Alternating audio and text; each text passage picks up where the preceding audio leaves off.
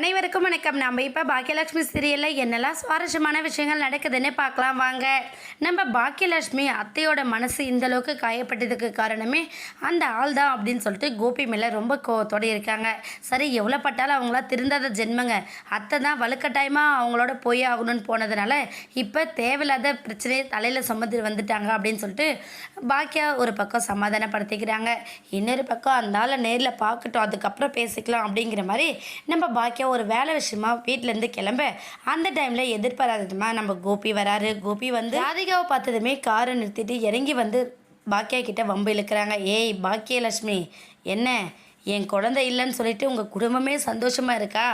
எப்படியும் நீ ஆசைப்பட்டபடி தானே எங்கள் அம்மா வந்து என் குழந்தையே இல்லாமல் பண்ணிட்டாங்க. இப்போ உனக்கு சந்தோஷமாக இருக்குல்ல, உங்கள் குடும்ப கௌரவத்துக்கு எந்த பிரச்சனையும் வராதில்ல, இதெல்லாம் அம்மாவை நீ தானே உசுப்பேத்தி விட்ட அப்படின்னு சொல்லிட்டு நம்ம கோபி ஒரு பக்கம் சத்தம் போட உடனே பாக்கி வந்து போதும் நிறுத்துங்க, இதுக்கப்புறம் ஒரு வார்த்தை நீங்கள் பேசக்கூடாது. அத்தை எவ்வளோ நல்லவங்க அப்படிங்கிறது நாதியில் வந்து இவ்வளோ ரொம்ப நல்லா தெரிஞ்சுக்கிட்டேன். அத்தை என்னதான் கோவமாக பேசினாலும் இந்த மாதிரி பண்ணக்கூடிய ஆள் இல்லைங்க. எனக்கு இருக்கிற நம்பிக்கை கூட அவங்க வயிற்றில் பிறந்த உங்களுக்கு இல்லையே. நீங்கள் பேசின வார்த்தையால் உங்கள் அம்மா எந்த அளவுக்கு காயப்பட்டிருப்பாங்க அப்படிங்கிறத துளி கூட நீங்கள் யோசிக்கலையா? அவங்க இப்படி தப்பு பண்ணியிருப்பாங்களான்னு கூட நீங்கள் யோசிக்கல. அவங்கெல்லாம் சொன்னதை தாண்டி நீங்கள் சொன்னீங்கன்னு தான் அத்தை சாப்பிடாம செய்யாமல் கூட உட்காந்துட்ருக்காங்க. ஆனால் இவ்வளோ மோசமாக பேசுவங்க நானே எதிர்பார்க்கவே இல்லை. சி, நீங்களா ஒரு மனுஷனா? நீங்கள் பேசுனது சரியாக தப்பான்னு நீங்களே யோசிச்சு பாருங்க அப்படின்னு சொல்லிட்டு நம்ம பாக்கியா அந்த இடத்த விட்டு கிளம்பிடுறாங்க.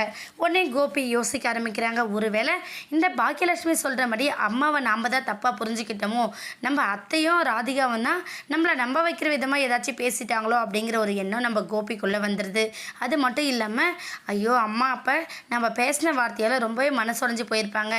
ஏற்கனவே வீட்டில் நடந்த பிரச்சனையெல்லாம் அவங்க சாப்பிடாம செய்யாமல் சுகர் லோ ஆகிடுச்சு, அதனால பெரிய பிரச்சனை ஆயிடுச்சு. இப்போ அம்மா நம்ம சொல்லிட்டோம் அப்படின்னு வருத்தப்பட்டாங்கன்னா மனசு உளைச்சலுக்கு ஆளாயிடுவாங்களே, நம்ம போய் பேசுவோம்மா அம்மா கிட்ட அப்படிங்கிற ஒரு எண்ணமும் நம்ம கோபிக்குள்ளே இருக்குது.